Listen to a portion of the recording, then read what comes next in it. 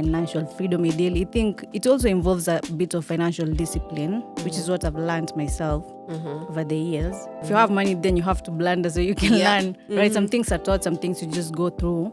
But I think it was more about, I was trying not to hoard money, so I ended up like just spending it on people, not on myself. Okay. So if you need something, I'll be like, if you need it more than me, then of course I'll help you. But I didn't have a balance to that, right? So I ended up having really nothing to show for what I've worked for, but I've really boosted people maybe when they needed it, right? So it's not really wrong to help. I just learned that I have to do it in a budget.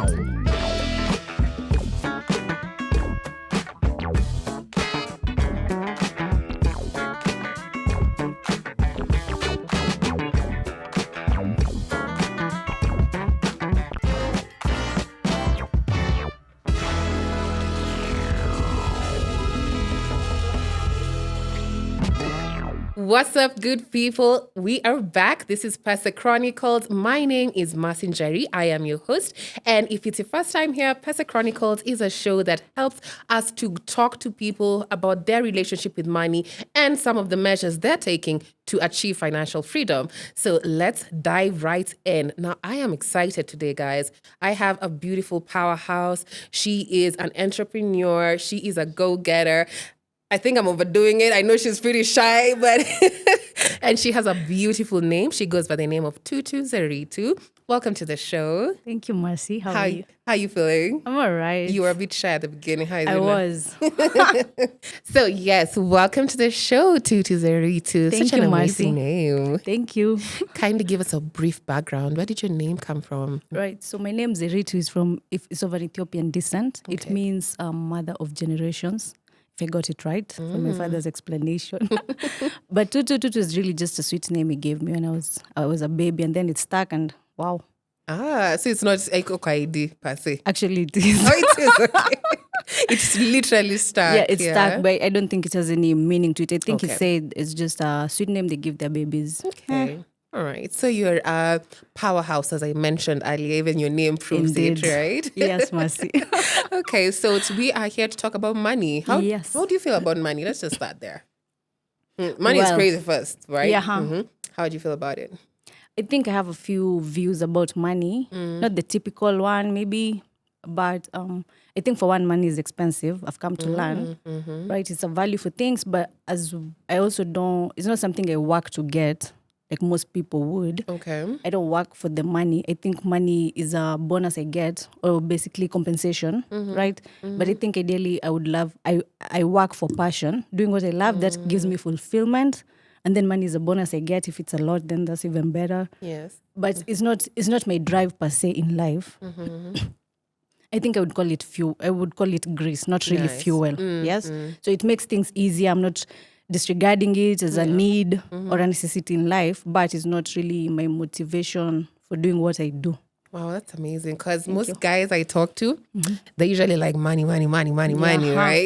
I know. Yeah. So is it hard to sort of remove yourself from that space where everyone tends to think money, and then you have your own views? Do you feel that kind of makes it a challenge, maybe in your relationships with your friends and that sort of thing? For sure. Yeah. Of course, because it's a bit unconventional, right? If you say money, and people will literally dream of being rich as if it's an end, right? It's just a means to an end, really. Also, why do people work for money? Why do you want money? What is the value of money? What do we really need it for, right? Because if you're looking for comfort, then if you have everything you need, then why are you working for extra money, right? If you have the essentials, why do we really seek it?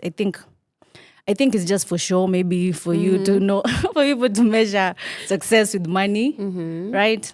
I don't think that's also how I see life, maybe. So yes, I get a bit of a challenge in that. Not everyone sees things the way you do. Yeah, And true. if you think any bit differently, you can get crucified in it. Yes, some of your opinions might Yeah. differ from others. Yes. But hey, okay, before we get to philosophical and all, because it's getting deep, tell us a bit about yourself. Who are you? What do you do? What are you up to? Yes. I don't know if I should talk about my career or my life in general. A bit of everything, Okay. Because I want to say I'm just a girl. But I think I'm an employee. I work in the financial markets. I think I also love the role I have in that because I do onboarding. I'm working towards getting into compliance. That is ideally the career I'm trying to build. That's law now. Yeah. Or what did you say? Not legal compliance, really. More of the money laundering, anti-money laundering kind of compliance. Yeah. Okay. Okay. I think for the legal compliance, you have to be a lawyer, which I'm not. But I'm working to building that part of my career. But the other side of it is I'm actually a creative, and if I had it my way, I would do art. But art doesn't pay bills again, so money is important. Yes. Yes. So I'm working to build a career, and also on the sideline just do some artsy stuff, which is what essentially that is kind of my end goal in life, to earn from it. Is just not so much possible now, right? Okay. Yeah, so I'm working on this so I can finance this other thing, right? So this is a career. This is also like a passion, which I'm working to finance, but I love both. So I'm not going to give up one for the other, really. I think I can juggle these two.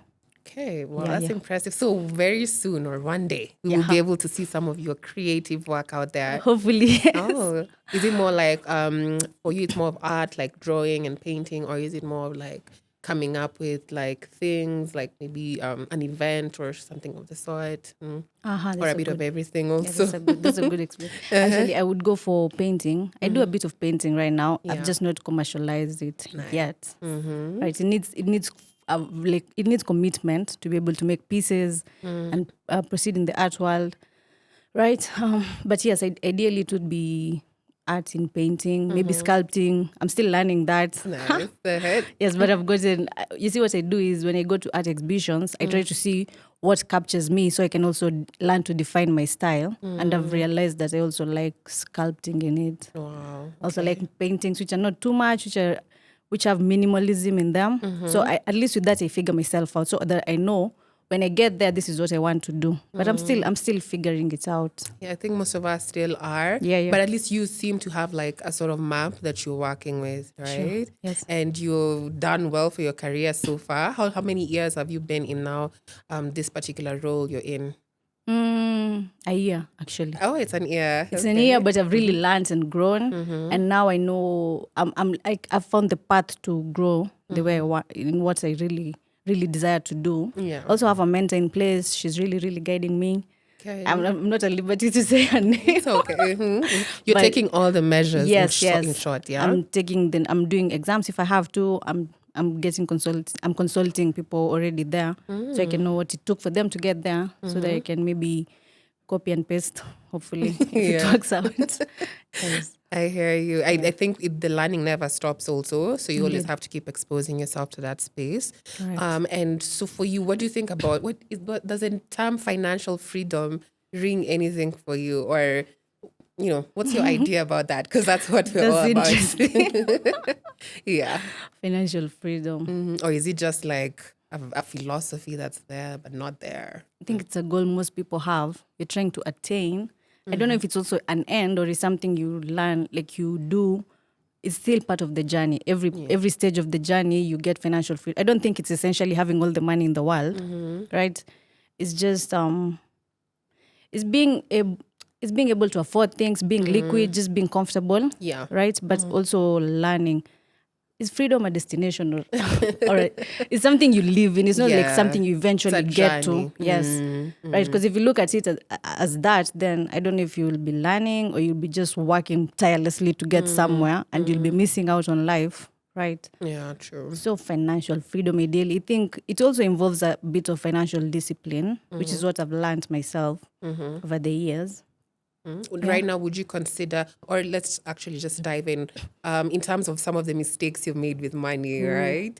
I personally have made some bad investments, invested like over almost $500,000 just doing some things, and it didn't work out, it was a bummer. So sorry. So how has that ever happened to you, scenarios where you find just some big blunders? Yeah. Indeed, yeah, of course. If you have money, then you have to blunder so you can learn, right? Some things are taught, some things you just go through. But I think it was more about, I was trying not to hoard money, so I ended up like just spending it on people, not on myself, yeah? Okay. So if you need something, I'll be like, if you need it more than me, then of course I'll help you. But I didn't have a balance to that, right? So I ended up having really nothing to show for what I've worked for. but I've really boosted people maybe when they needed it, right? So it's not really wrong to help. I just learned that I have to do it in a budget, Yeah. right? So now I've learned to break down my finances so that if I have, I have savings, I have expenditures, I have allowances, and then I have emergency expenses, right?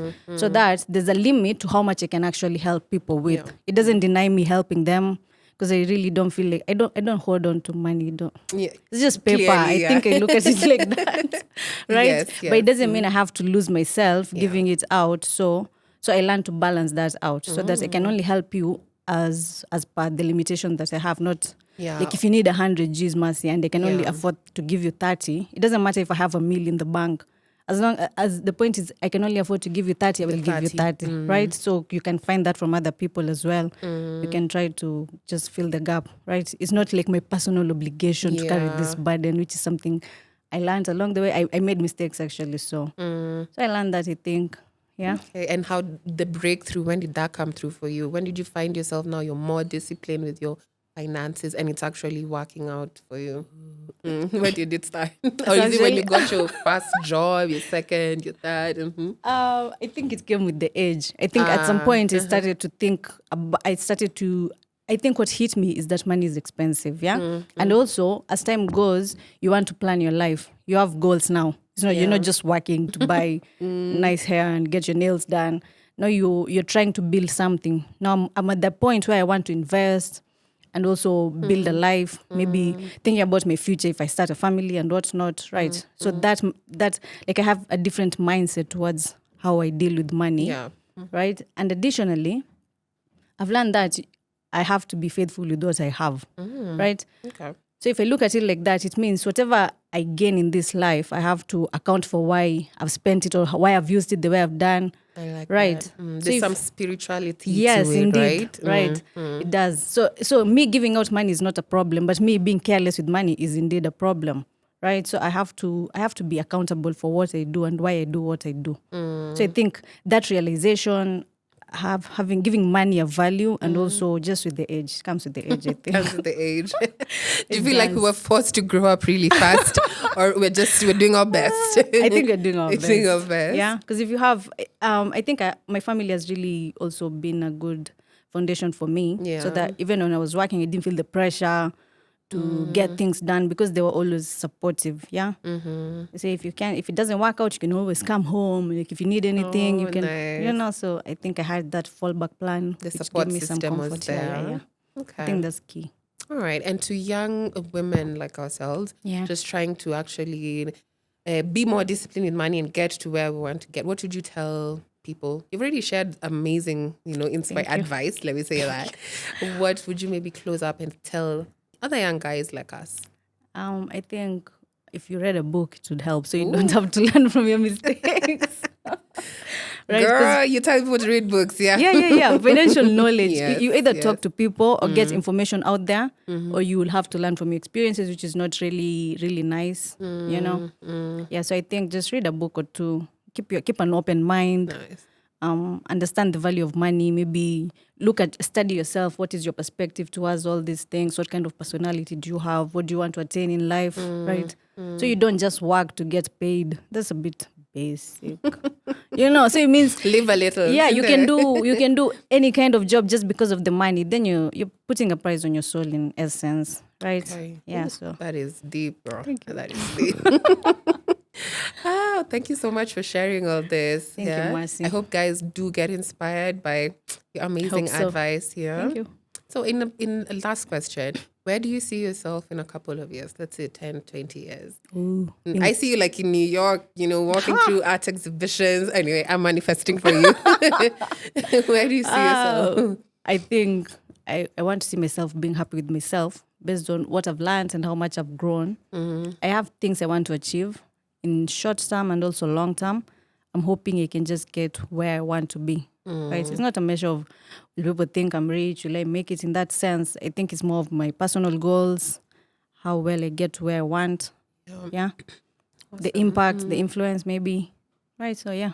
Okay. Hope so. Simple and precise. Thank you. Thank you, you for Marcy. sharing. So I hear you got a question for me. Hit me. I do. I wanted to go back to the point where you're saying about the investment you made. Maybe what didn't you know before? What did you learn after? How was it for you? Okay, so I tried a bit of farming. I did it with my folks. Yeah.